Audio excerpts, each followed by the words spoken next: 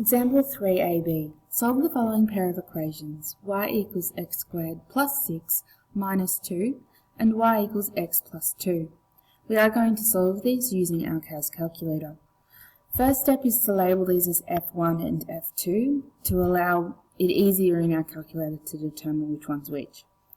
We're going to use two methods. The first method is going to be a graphical method. So we'll use our CAS calculator and graph it, and then using this series of menus we can analyze it and find intersection points.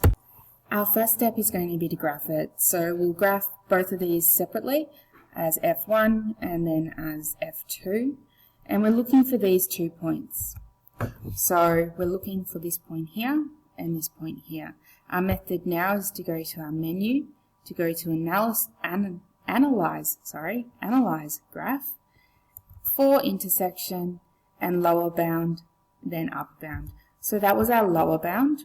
We drag from the left to the right to get the point, and then we're going to do the same thing where we drag from the left to the right after going through our menu to get the next point.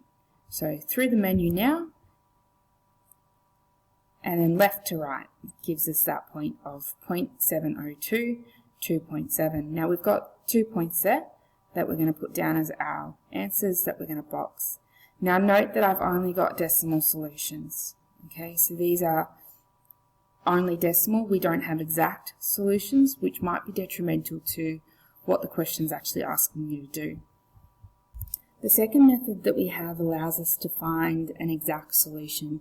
So we will no longer have the decimal portion, we will have an exact solution.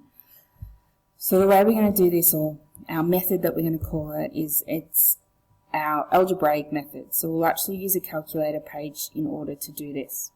So we'll create a calculator page, and then we're going to go through menu, then algebra, and then inside our algebra we have solving a system of equations, and then we're going to solve the system, not the linear, because we do have a non-linear equation. Once we're in this, we enter our equations in as such and press enter. Now note that I get third answers, so these are my exact answers versus my decimal ones that I have previously got.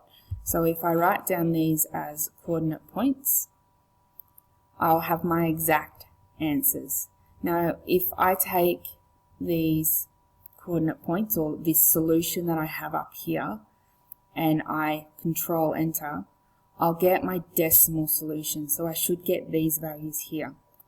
So control enter, and I do get out negative 5.7 and negative 3.7. So these here.